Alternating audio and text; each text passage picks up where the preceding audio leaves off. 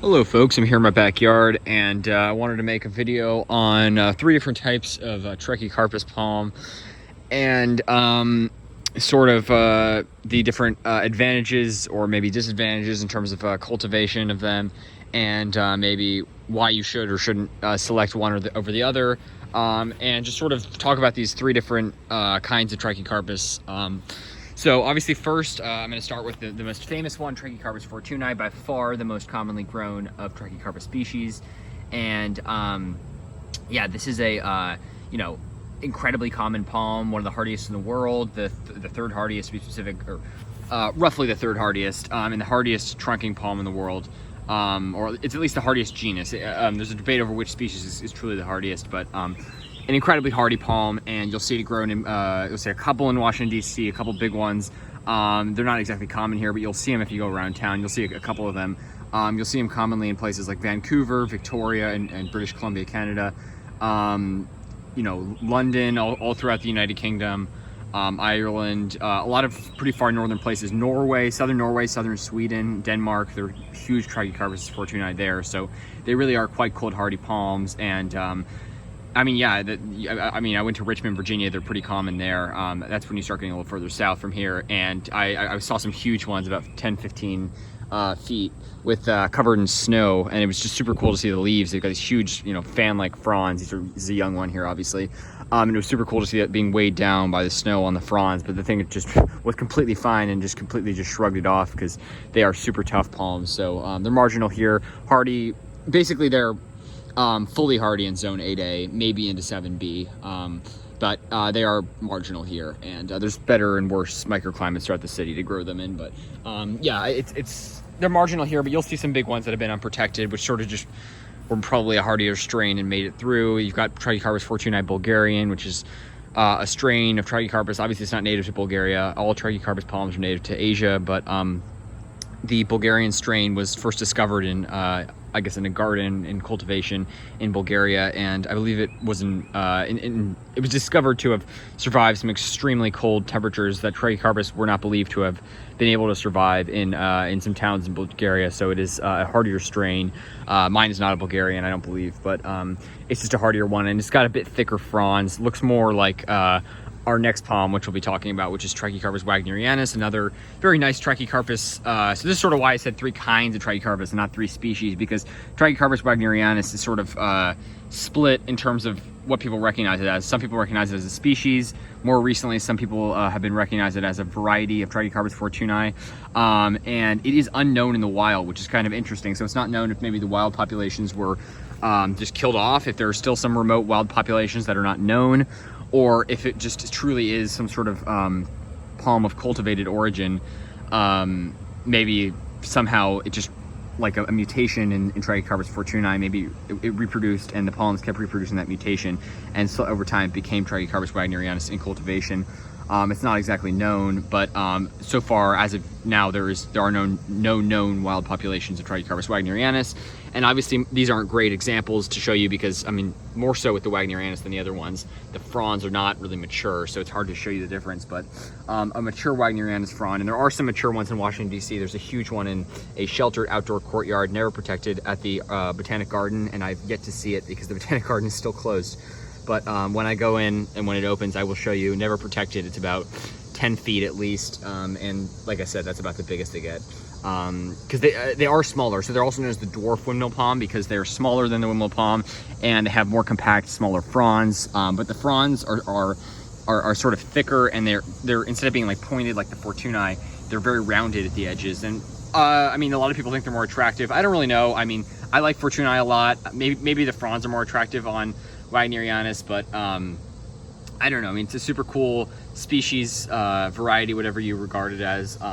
But it's just a super cool palm. And then in terms of hardiness, it's listed as hardy -5 fortunei, and mosquito. And wagnerianus is believed to be similar. In reality, it's probably reliably hardy to maybe like 10 Fahrenheit, but it's listed as hardy at about 5 degrees Fahrenheit. And it's certainly made it through temperatures colder than that, but those are rare examples, and there's examples of it in DC where it's gotten above 5 and killed them. So it really depends, and of course these are young palms, so they're more easily susceptible to to, you know, cold damage and being damaged by cold than an older established specimen. And yeah, so like I said, these sort of has more pointed fronds. Wagnerianus, meaning like the leaflets on the fronds are more rounded on the Wagnerianus, and then this one has the most pointed leaflets of any of the three that we're going to be discussing. And this is the Trachycarpus takil. This is my biggest Trachycarpus, and it's grown quite a bit since I got it. I got this from Pungo Palms Nursery, and this is a very rare species, especially here in DC. I'd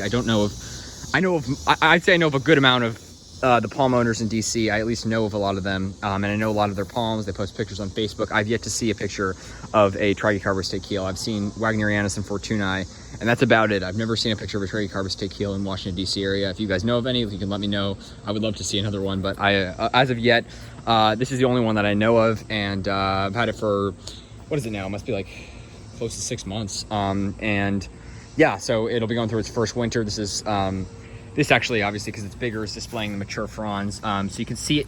In my opinion, the fronds are kind of camerops. Like, the leaflets are very thin and pointed at the end, as opposed to wide and curved at the end, like sort of like almost like a semicircle, as are with the mature Trachycarpus wagnerianus fronds. So this is Trachycarpus takil, also known as the Kumuan palm, because it's from the Kumuan division of India, as well as I believe into neighboring China and maybe Nepal, somewhere up there in the mountains in the Himalayas. It's a high elevation palm. Fortunei's native to around I believe it's like 7,900 feet, and this is like 8,500 feet. You can check me on those numbers. I may have that wrong, but something equivalent to that.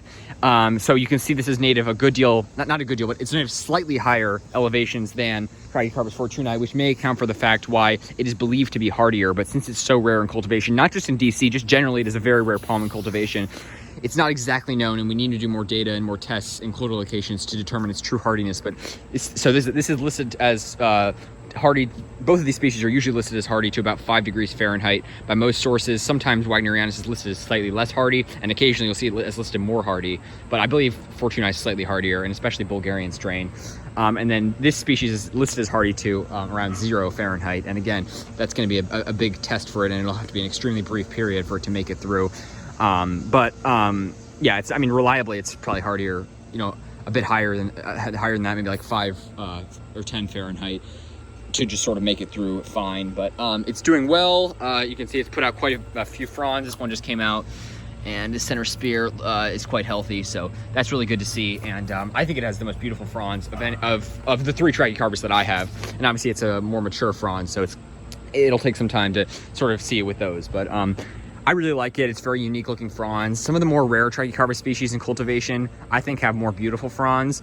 But I just generally like Trachycarpus. Again, if I was in a place like LA, I'm not sure I'd grow them. In fact, I probably wouldn't until I had sort of more quote unquote exotic palms, because it's not really an ideal climate for them. They like a lot of wetness, they like a lot of moisture, they like a lot of humidity and rain, and LA doesn't really get that. So you'll see nice, like I've seen some 40-foot ones there that look great, and they always have super skinny trunks. The hotter year-round the climate, the skinnier the trunk they have, and they actually do like a cold season, just like Pindo palms. They won't do as well in places with year-round heat because they're native to the mountains. They do like a cold season. And you know, if you go to LA, they require a lot of water. Like I saw a planting next to one of the hotels I stayed at once, and I made a video on it. I think it's like Southern California Trachycarpus palm fail of a row of probably like 7 or 8 Trachycarpus fortunei, or maybe even more.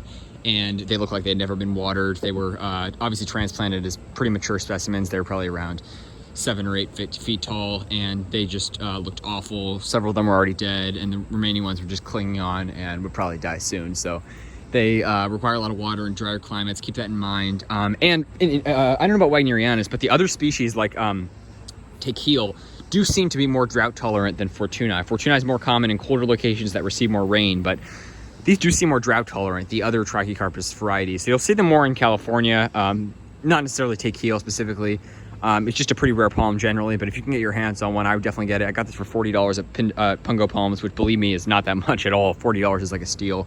They sell stuff super cheap. The Sable Minor, which again was like barely smaller than it is now, that was like $10-15. They're super cheap. So unlike a lot of the big box stores or especially the local garden centers, which will, you know, a lot of the chains will sort of drive up the prices and charge you a ton. If you go to these small localized palm nurseries, things will be a lot cheaper because they grow them in bulks, palm specifically. So I'd recommend always, you know, I like supporting those small palm nurseries like Pungo Palms in Virginia Beach. And they had, in addition to that, they have an amazing selection, and the owner gave me a really cool tour of all the amazing palms there. So it was definitely well worth it.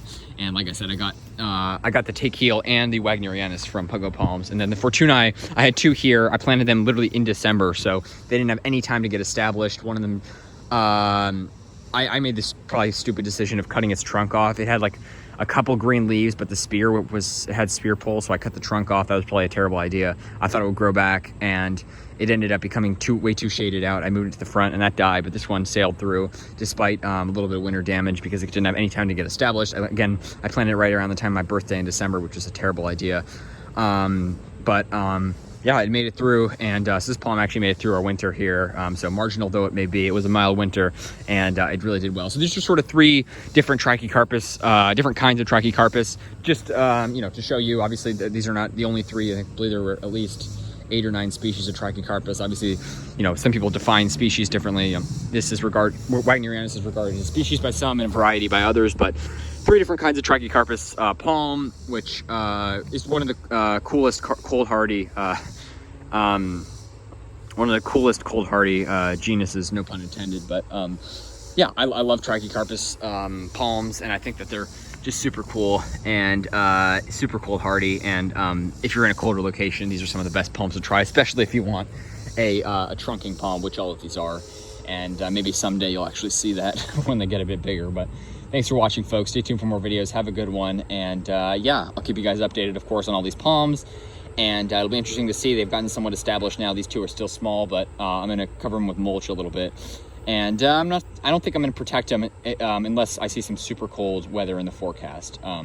In which case, obviously, I'd rather protect them than have them die. So yeah, have a good one, folks. I'll keep you guys updated on my Trachycarpus palms, and I really love them. Just super cool species. If you're in a colder climate, give them a try. Even if you're in zone like 5 or 6, where they won't be bulletproof, they're pretty easy to protect. I'd still grow them if I was in a colder location, but I'm just sort of glad that they're at least marginal here, because at least gives us a chance. And just great palms all around. So have a good one, folks. That's Trachycarpus fortunei, windmill palm, Trachycarpus wagnerianus, the dwarf windmill palm, and Trachycarpus takil, the kumoan palm.